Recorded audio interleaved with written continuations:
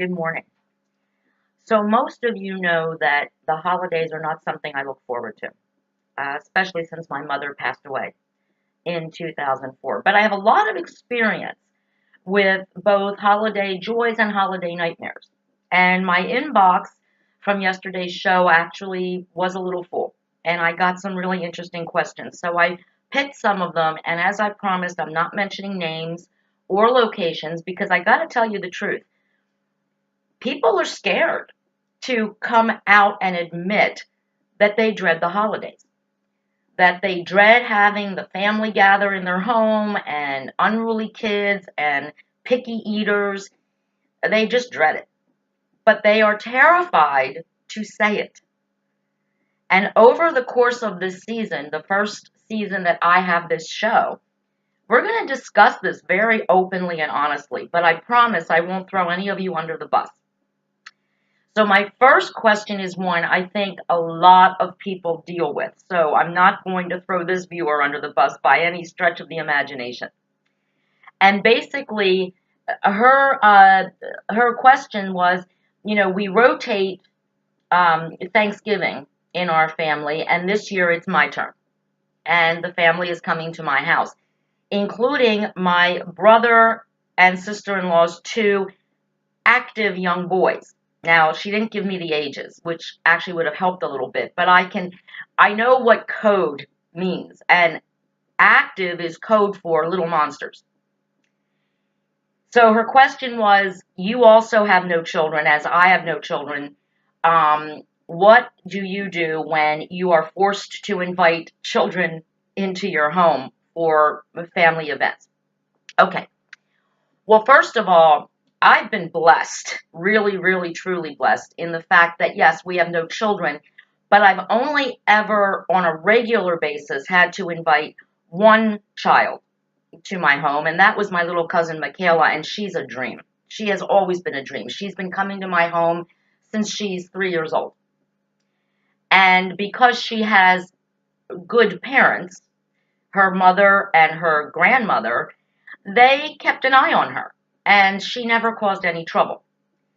Now, I have also had a bad experience with a couple that my husband and I got to know, and they were new to town, so I invited them and their two children over for a meal. And their children were not little. They were like 9 or 10 and 7. So they were old enough to know better. But the problem was, I have 2 floors to my house. These kids were racing up and down my steps. They broke something that meant a lot to me, a ceramic piece that I had meticulously painted. And the parents just sat at the table drinking and smoking and did nothing. They didn't even apologize. They didn't offer to pay for what was broken, even though it was irreplaceable since I had made it. And because they were not family, I just was able to just never invite them to my house again unless they got a babysitter. And that was made clear. When it's family, it's a little different. So here's my advice to you, my dear, and to all of you who are dealing with this. First of all, have a conversation with your brother and his wife. And I know it's the day before Thanksgiving, so you may not have the time to do this. But when they come to your home tomorrow, have a little conversation with both the parents and the 2 boys and say, look, this is my home, so my rules apply. There are places in this house where I don't want you to go. In my house, there is a rule that if a child is present, they do not go upstairs in my house alone without an adult present. Now, the bathroom is upstairs, but an adult must be present. If a door is closed, you don't go in the room. Now, that might be, an invitation. But you have to remember, I also have a gun in my house. Now, we usually put the gun in our safe if there's going to be children in the house, because that is something that is tragic and could be tragic, and we don't want anyone being hurt or killed. So if you have weapons in your home, they need to be locked away in a place where the children won't even see them. Now, bored children become curious children. And curious children get into trouble in somebody else's home. It would be nice if you could say to your brother and sister-in-law, look, the kids are going to be bored. Why don't you bring some games or something that they can do if they get bored? What I used to do for Michaela was I would go to the store, and it's very cheap to do it for you people who have no kids. Buy a coloring book and a box of crayons. It'll cost you under $10. And then what you do is when you see the child starting to get a little bored, maybe after dinner, when, they're tired or their parents are talking at the table and nobody's paying attention to them, say, hey, how about you color me a really pretty picture? And then we're going to put it on the refrigerator so I can see it every day and remember what a great time we had on Thanksgiving when you came to my house. It worked. It worked every time. Older children, I don't know, maybe buy a puzzle. Again, not expensive. Let them work on a puzzle. And if they're old enough, make it a hard puzzle, not something that's going to be done in 5 minutes. Something they can work on all during the day. If they are of an age, include them in helping to serve the meal. Set the table. Ask them to help you clean up the dishes, because that makes them feel a part of the festivities. And one thing, too, is for you people who are parents, and you have these little monsters, and you know who you are. You know if your children are going to misbehave in someone else's home. It is not up to your host and hostess to discipline your children and keep an eye on them. Your hostess has enough to do.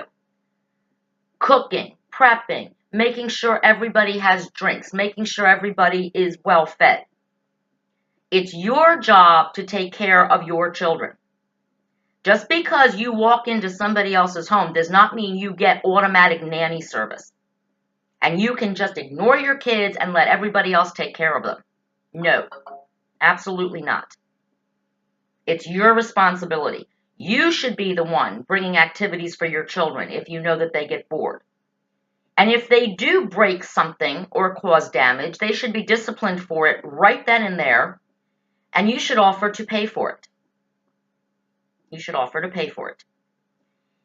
For my viewer, and for anyone else who has beautiful things in your home that you really cherish and that are irreplaceable, and you have doors in your house that lock from the outside, just to make sure there is no problems, because believe me, once something gets broken and you start saying your kid broke this, you owe me this much money, oh my God, how could you let your child do that?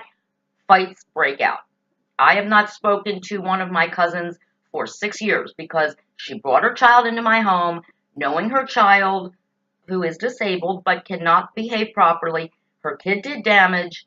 I was pissed, and we haven't spoken. So before it gets to that point, if you have something that you truly cherish, take those things away from where the children can get to them, put them in a room, and lock the door. Lock the door. In fact, lock any door that you can if you don't want curious children snooping through your things. And do the rule that I do. Any child that goes upstairs to go to the bathroom must be accompanied by an adult. They don't go up by themselves, even if they're old enough to say, oh, I can go by myself. Well, no one has to go in the bathroom with you, but we will walk you up the steps, put you in the bathroom, close the door. When you're done, you come out, we'll walk you back down the steps. The party is not upstairs. It's here, down here. So I hope that advice helps. Okay, the next question I got, and again, it's so funny. I have so many experiences with this as well. So this viewer is entertaining her son's new girlfriend for the first time for a holiday meal. And the girlfriend is vegan. Oh, yeah, see, picky eaters. And I guess from what I'm getting from this question is her son has basically said, you will cook something that my girlfriend can eat. Now, this woman also says she is having 22 people for Thanksgiving. And only one is vegan. And this is something that I've dealt with a lot with family members and friends, and in any situation where you invite people to your home for dinner. First and foremost, my rule and my thought is, unless what I serve you is going to send you to the hospital in anaphylactic shock, you sit down, you thank me for inviting you, and you pick at my food or you find something you can eat, and you're polite about it. Okay? Now, personally, I don't get vegan. I'm not even sure what they can eat, and neither is my viewer. But the fact that out of 22 guests, one has special dietary issues that have nothing to do with her health. It's not going to kill her to eat a little thing of mashed potatoes. It's just against her beliefs. Well, okay. But I have had issues, and we're going to joke about this a little bit because it can be funny. But I've had issues with people who fight over stuffing. Do you stuff the turkey or don't you stuff the turkey? Well, my mom always stuffs the turkey. Well, then go to your mom's for Thanksgiving. Because, see, I'm not a fan of salmonella, and I really hate dry turkey. And both of those things happen when you stuff a turkey. Okay? Even the chefs, professional chefs on Food Network, say, don't stuff your turkey. It will dry it out. And believe me, I've had plenty of dry turkey when I've gone places where people stuff. And you do run the risk of the stuffing not cooking enough and the raw juices from the turkey making the stuffing dangerous. It will make you sick. But as far as vegan goes, well, here's what I would do to my viewer, if you can. Talk to your son and his girlfriend and say, you know what? I've got a lot of cooking to do. And I know nothing about vegan. How about, dear, you make a vegan dish that we can all share and teach us what vegan actually means. We'll all take a little taste. You'll have something at the table that you can enjoy, and everybody will be happy. So I hope that's good advice to you, because it is difficult. And I don't appreciate it when anybody who I invite for a meal for any purpose, even a holiday, tries to tell me what they will and will not eat and what I'm supposed to cook and how I'm supposed to cook it. Because I'm the host, and basically there used to be a time when people had manners, and you ate whatever was on your plate. One time I was at a place, I'm not going to say where, and I was served raw turkey. And I mean raw. And I nudged my husband. I said, don't eat that. You can't eat that. But I didn't yell to the rooftops, oh, this turkey's raw. You're trying to kill me. Because I respected my hostess enough to not make that comment. And instead, I just messed around with the turkey a little bit, threw it in a napkin, and I became the good girl and said, I'll clear my plate. Here, Jason, give me your plate. And I threw everything in the trash. The hostess never knew that we did not eat her turkey. Nowadays, all of a sudden, it seems people will just come out and tell you, well, I don't like the way you do this, or I don't like what you do. Gravy is another one. Is you use the jar, do you use the packet, or do you make the turkey gravy from the actual parts of the turkey? I have actually had comments made, well, we always make our gravy from scratch. Good for you. Good for you. But you in my house now. Now, last year I did try to make turkey from the gravy from the giblets, and it got great until it sat for a while, and then it just started separating because I had too much fat. So here's how I roll with gravy. First and foremost, I use Heinz home-style gravy, and it is home-style. Now, because it's just me and Jason for Thanksgiving, I can experiment, so I am going to experiment this year, and I will attempt once again to make homemade gravy from the drippings from my turkey. But if it doesn't work, I've got that jar as backup. I'm not a fan of the packets. I'm not a fan of the packets. I think they get lumpy. The jar gravy, though, here's how you can dress it up a little bit, so to speak. Put the jar gravy in a saucepan and add your own seasonings. I would suggest a little oregano, some sage, and some thyme. The same stuff that would go in your dressing, aka stuffing. But dressing is the one that I always make that's served as a side dish. And taste. Taste, taste, taste. And see when it comes to a thing that you think tastes like what you think homemade gravy tastes like. And it's really not all that difficult. And if you do it right and you serve it and you add, and they see all these little bits of seasoning in the gravy, they're going to think it's from scratch anyway. You won't have to tell anybody. Just make sure you throw the jar way, way away. There's another big feud that always goes on, and this was from Food Network, and I can't believe it because it's been a topic of discussion at my Thanksgiving dinners as well, and it's, of all things, cranberry sauce. For some reason, the thing that most people think least about is the thing most people argue about. Well, I don't eat no canned cranberry sauce, which is, by the way, the view of most of the top chefs. The canned cranberry sauce is crap, and it is. Then you have the other group, I only eat canned cranberry sauce. Here's an easy solution. I make my own cranberry sauce. It's my mother-in-law's recipe, and it is absolutely delicious. I make it with black cherry jello. You can make it with any flavored jello you want. You use fresh cranberries, and it's delicious. Some people don't like it. They want the can.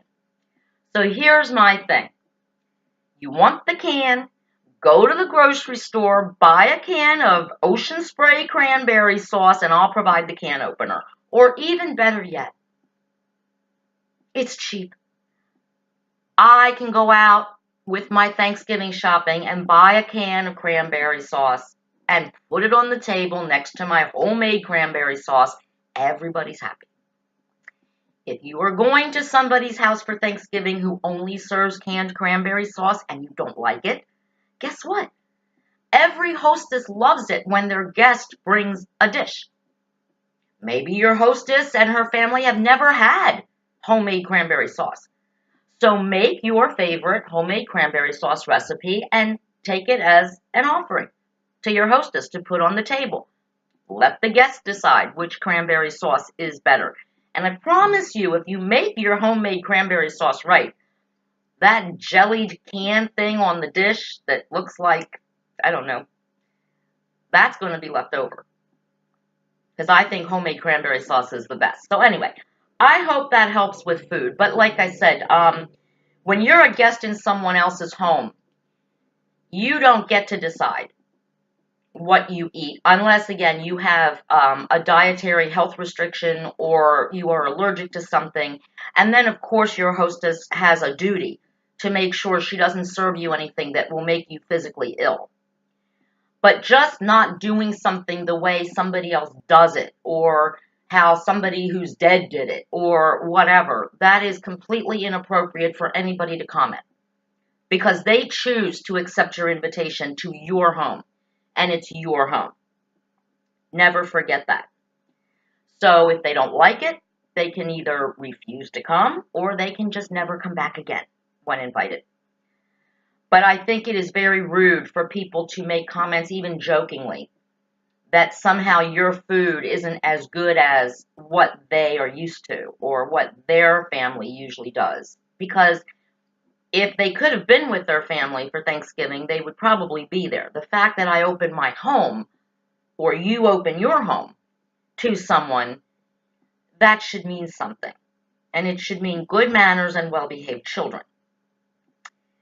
Last question that I'm going to, how do you not gain weight? You have a way of never seeming to gain weight. Well, I did put on 5 pounds this summer, but the funny thing about those 5 pounds as I've been trying to lose them is I still am eating a little bit more than I usually do, but I'm eating healthier food, but I'm maintaining my weight. And that includes cheating on the weekends. So maybe this new 5-pound gain is a good weight for me because it's easy to maintain. Every time I decide to splurge on pizza or have something that I know is bad for me, I don't gain weight. But when I'm 5 pounds lighter, the second I have one of my little cheat moments, my weight goes up. But the reason, first of all, and this is funny and snarky, and people are going to say, oh, poor you, but one of the ways I don't gain weight over the holidays is that I don't get invited anywhere. I don't really get invited to the kind of fancy parties I wish I were invited to. So that's one way. And the other way is I don't treat a holiday meal like it's my last supper or like I'm on death row and it's my final meal. I have the same portion sizes on Thanksgiving and Christmas and New Year's that I have any other day of the week, or even like a Sunday dinner. Because it's not the last time I'm going to eat, okay? And because I am a chef, even if I go to someone's house and there's something there that I really, really love, I can probably make it myself anytime I want. And so it's not like, oh my God, I'm never going to get this again. So I've got to eat like 500 helpings of it. Luckily, both my husband and I are not sweet eaters. I don't bake. As all of you know, I'm not a baker. I'm a savory chef. And so there are no cookies in our house. I'm not a baker. I don't make fancy pies or fancy desserts. The only thing I make is a creme brulee. And I usually only make that when I have guests, which is rare because it's a very rich dessert. I may make it for my husband and I for a Christmas Day dinner, or I may not. It's going to depend. Because again, I don't overdo it. I don't make 500 different things, and I try to include vegetables with all of my meals. Something that is completely healthy that I can load up on, and then have a little helping of the stuff that I know is not real good for me because it's got a lot of calories and a lot of fat and a lot of sugar. So I would suggest to anyone who thinks you have the holidays as an excuse to gain weight, you don't. What you need to do is put yourself in the routine and the mindset that you follow all the rest of the year. And remember that technically the holidays are not 90 days long. Some of you start eating like you're never going to eat again the day after Halloween, after you clean out the kids' candy, and you keep eating till New Year's Day. And then it's like, oh my God, I got to lose 20 pounds.